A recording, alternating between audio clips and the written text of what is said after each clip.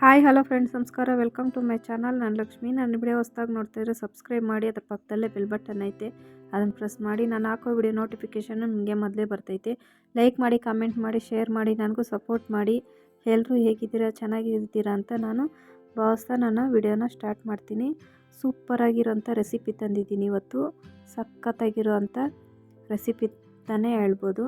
ಇವತ್ತು ಹಾಗಲಕಾಯಿ ಪಲ್ಯ, ರಾಗಿ ಚಪಾತಿಯನ್ನು ಸಾಫ್ಟಾಗಿ ಮಾಡೋದನ್ನು ತೋರಿಸ್ಕೊಡ್ತೀನಿ.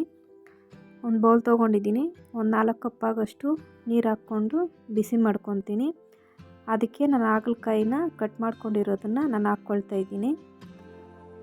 ಇದಕ್ಕೆ ಹುಣಸೆ ಹಣ್ಣನ್ನು ಸೇರಿಸ್ಕೊತಾ ಇದ್ದೀನಿ, ಇಲ್ಲಾಂದರೆ ಸ್ಕಿಪ್ ಮಾಡ್ಬೋದು. ಸ್ವಲ್ಪ ಸಾಲ್ಟನ್ನು ಹಾಕ್ಕೊಳ್ತಾ ಇದ್ದೀನಿ. ಸ್ವಲ್ಪ ಬೆಲ್ಲನೂ ಸೇರಿಸ್ಕೊಬೋದು. ಕಹಿ ಜಾಸ್ತಿ ಇರುತ್ತೆ ಅಂತ ಕಡಿಮೆ ಆಗ್ತೈತೆ. ಆ ಥರ ಹಾಕ್ಕೊಂಡು ಬೇಯಿಸ್ಕೊಂಡ್ರೆ, ನಾನಿವಾಗ ಒಂದು 2 ನಿಮಿಷ ಅಷ್ಟು ಬೇಯಿಸ್ಕೊಳ್ತೀನಿ.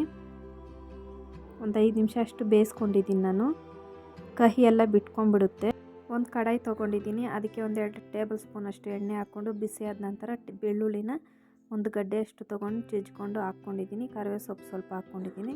ಹಸಿಮೆಣ್ಸಿನ್ಕಾಯಿ ಒಂದು 4 ತೊಗೊಂಡಿದ್ದೀನಿ. ಅದನ್ನು ಕಟ್ ಮಾಡ್ಕೊಂಡು ಹಾಕ್ಕೊಂಡಿದ್ದೀನಿ. ಅದು ಫ್ರೈ ಆದ ನಂತರ ಈರುಳ್ಳಿನ 2 ತೊಗೊಂಡಿದ್ದೀನಿ. ಅದನ್ನು ಸಣ್ಣ ಸಣ್ಣದಾಗಿ ಕಟ್ ಮಾಡಿಕೊಂಡು ಹಾಕ್ಕೊಂಡು ಫ್ರೈ ಮಾಡ್ಕೊತಾ ಇದ್ದೀನಿ. ಅದ್ರ ಜೊತೆಗೆ ಟೊಮೊಟೊ ಒಂದು 2 ತೊಗೊಂಡಿದ್ದೀನಿ. ಅದನ್ನು ಸಣ್ಣದಾಗಿ ಕಟ್ ಮಾಡಿಕೊಂಡು ಹಾಕ್ಕೊಂಡು ಚೆನ್ನಾಗಿ ಫ್ರೈ ಮಾಡ್ಕೊಬೇಕು. ಟೊಮೊಟೊ ಎಲ್ಲ ಕ್ಲೀನಾಗಿ ಮೆಲ್ಟ್ ಆಗಬೇಕು. ಆವಾಗವರೆಗೂ ಚೆನ್ನಾಗಿ ಫ್ರೈ ಮಾಡ್ಕೊಬೇಕು. ಬೇಯಿಸ್ಕೊಂಡಿರೋ ಹಾಗಲಕಾಯನ್ನು ನಾನು ಇದಕ್ಕೆ ಸೇರಿಸ್ಕೊಂಡು ಚೆನ್ನಾಗಿ ಮಿಕ್ಸ್ ಮಾಡ್ಕೊತೀನಿ. ಒಂದು 2 ನಿಮಿಷ ಅಷ್ಟು ಮುಚ್ಚಳನ ಮುಚ್ಚಿ ಬೇಯಿಸ್ಕೊಂಡು ಕೊತ್ತಂಬರಿ ಸೊಪ್ಪು ಸ್ವಲ್ಪ ಹಾಕ್ಕೊಳ್ತೀನಿ. ಎಲ್ಲ ಕ್ಲೀನಾಗಿ ಮಿಕ್ಸ್ ಮಾಡ್ಕೋಬೇಕು.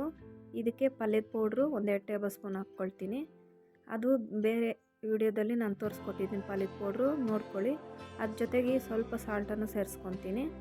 ಇವಾಗೆಲ್ಲ ಮಿಕ್ಸ್ ಮಾಡಿಕೊಂಡು ಚೆನ್ನಾಗಿ ಅದರಲ್ಲೇ ಫ್ರೈ ಮಾಡ್ಕೊಬೇಕು. ಇನ್ನೊಂದು 2 ನಿಮಿಷ ಅಷ್ಟು ಬೇಯಿಸ್ಕೊತೀನಿ ಮುಚ್ಚಳ ಮುಚ್ಚಿ. ಅದು ರೆಡಿ ಆಯಿತು. ಇವಾಗ ಒಂದು ಬೌಲ್ ತೊಗೊಂಡು 1 ಕಪ್ ಆಗೋಷ್ಟು ಗೋಧಿ ಹಿಟ್ಟು ತೊಗೊಂಡಿದ್ದೀನಿ. ಒಂದು ಅರ್ಧ ಕಪ್ ಆಗೋಷ್ಟು ಮೈದಾ ಹಿಟ್ಟು ತೊಗೊಂಡಿದ್ದೀನಿ. 1 ಕಪ್ ಆಗೋಷ್ಟು ರಾಗಿ ಹಿಟ್ಟು ತೊಗೊಂಡಿದ್ದೀನಿ. 3 ಸೇರಿಸಿ ಜಲ್ಡಿ ಇಟ್ಕೊಂಡಿದ್ದೀನಿ. ಇದಕ್ಕೆ ಸ್ವಲ್ಪ ಪಿಂಕ್ ಸಾಲ್ಟನ್ನು ಹಾಕ್ಕೊಳ್ತೀನಿ. ನೀವು ಮಾಮೂಲಿ ಸಾಲ್ಟನ್ನು ಹಾಕ್ಕೋಬೋದು. ನಾನು ಪಿಂಕ್ ಸಾಲ್ಟನ್ನು ಸೇರಿಸ್ಕೊತೀನಿ. ತುಂಬ ಒಳ್ಳೆಯದು ಹೆಲ್ದಿಗೆ ಅಂತ ಹೇಳ್ತಾರೆ. ಅದಕ್ಕೆ ಸೇರಿಸ್ಕೊಂಡಿದ್ದೀನಿ. ಎಲ್ಲ ಸ್ವಲ್ಪ ಸ್ವಲ್ಪ ನೀರು ಹಾಕ್ಕೊಂಡು ಸೇರಿಸ್ಕೊಂಡು ಎಲ್ಲ ಮಿಕ್ಸ್ ಮಾಡ್ಕೊಳ್ಬೇಕು. ತುಂಬ ಚೆನ್ನಾಗಿರ್ತೈತೆ, ಹೆಲ್ದಿ ಫುಡ್ಡು ಅಂತಲೇ ಹೇಳ್ಬೋದು. ರೆಡಿ ಆಯಿತು. ಒಂದು 5 ನಿಮಿಷ ಆಯಿತು. ಪಕ್ಕಕ್ಕೆ ಇಟ್ಕೊಂಡಿದ್ದೀನಿ. ಆಯಿತು. ಇವಾಗ ಇದನ್ನು ಉಂಡೆ ಮಾಡಿಕೊಂಡು ನಾನು ನೋಡಿ ಹಿಂಗೆ ಕಿತ್ತರೆ ಹಂಗೆ ಕೈಗೆ ಬರಬೇಕು. ಆ ಥರ ನಾವು ಇದು ಮಾಡ್ಕೊಬೇಕು.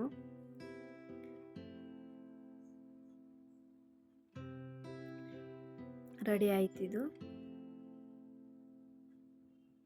ನೀಟಾಗಿ ಚಪಾತಿಯನ್ನು ಮಾಡ್ಕೋಬೋದು.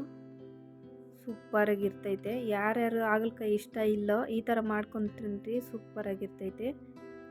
ಇನ್ನೊಂದು ವಿಡಿಯೋದಲ್ಲಿ ಹಾಕಿದ್ದೀನಿ ಪಲ್ಯದ ಪೌಡ್ರು. ರೆಡಿ ಆಯಿತು. ಚಪಾತಿ ಸಖತ್ತಾಗಿ ಬಂದಿದೆ. ಎಷ್ಟು ಸಾಫ್ಟಾಗಿ ಬಂದಿದೆ ಅಂದರೆ ಸೂಪರಾಗಿ ಬಂದಿದೆ.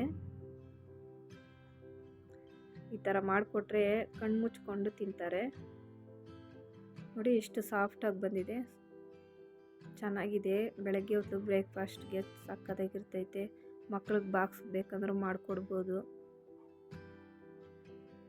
ತುಂಬ ಚೆನ್ನಾಗಿ, ಪಲ್ಯನೂ ಅಷ್ಟೇ ಚೆನ್ನಾಗಿ ಬಂದಿದೆ. ಈ ವಿಡಿಯೋ ಇಷ್ಟ ಆದರೆ ಲೈಕ್ ಮಾಡಿ, ಕಾಮೆಂಟ್ ಮಾಡಿ, ಶೇರ್ ಮಾಡಿ. Thank you for watching.